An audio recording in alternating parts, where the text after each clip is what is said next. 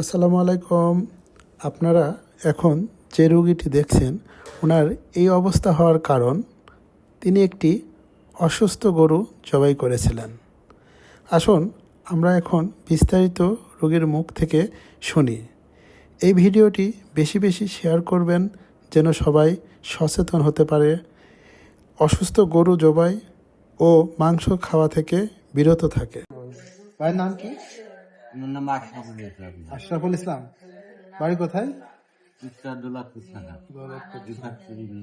আচ্ছা, কিভাবে শুরু হলো এই কাহিনী বলেন দেখে। আপনি তো সাথে ছিলেন, বলেন। আপনি বলেন প্রথমে, আপনি বলেন। দুই ভাই একসাথে ছিল।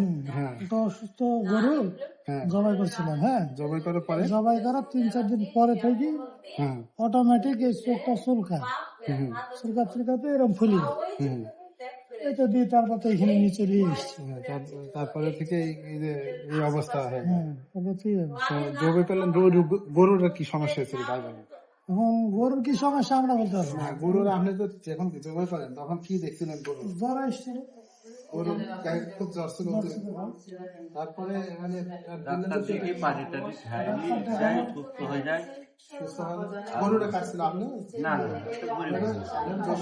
জবু করছিলেন? তো আপনি জবু করছিলেন, উনি মুখে ধরছিলেন। হ্যাঁ, ধরার পরে এই যে অবস্থা, আপনি কিছু হয়নি তার মানে? আপনি সাবান দিয়ে হাতটা ধুয়েছিলেন পরে নাকি? কিন্তু ভাই আপনি সাবান টাবান দিয়ে হাতটা ধরলেন? খাবার নিয়ে ধুয়েছিলাম, হ্যাঁ। চোখে থেকে হাতটা দিয়েছিলেন?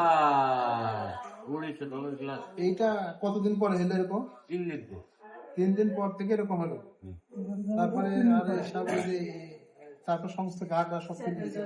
হ্যাঁ, রাবির কাজ করছি। আগের থেকে তো এখন ভালো। চোখের ভিতরে কোনো রক্ত গেছিল? না, মনে হয় যে ঘাম পাড়া হয়তো করতে পারে না। এই লালা টালা হাবি যাবে গেছিল হাতে থেকে। নিঃশ্বাস থাকবে আর কি। এগুলো নিয়ে পড়ছিল। ভাইয়ের নাম কি? আমার নাম মোহাম্মদ ইসরাফুল ইসলাম। ইসরাফুল ইসলাম। ভাইয়ের বাড়ি আছে কুষ্টিয়া দৌলতপুর থানা ইউনিয়নে রিফাতপুরে বাড়ি, বিন্দিপাড়ে বাড়ি। আচ্ছা, ঠিক আছে। ডাক্তারের কাছে যায়, কোন ডাক্তার দিয়েছেন? গ্রামে রিফাতপুর বাজারে বাবুল ডাক্তার। বাবুল ভাই প্রিয় ডাক্তার। ও 12টা বড়ি দেয়, এগুলো খাই ফেলো আবার, ঠিক আছে। আর গরম পানি দিয়ে শেক করো, গরম পানি দিয়ে শেক করলাম, আরো বেশি সমস্যা হয়ে গেছে। পরে আর দেখতে পাচ্ছি যে চোখে। ডাক্তার কি বললো? ওই ডাক্তার বললো রাজশাহী চললো, ব্রেনটার কোনো সমস্যা হয়ে যেতে পারে।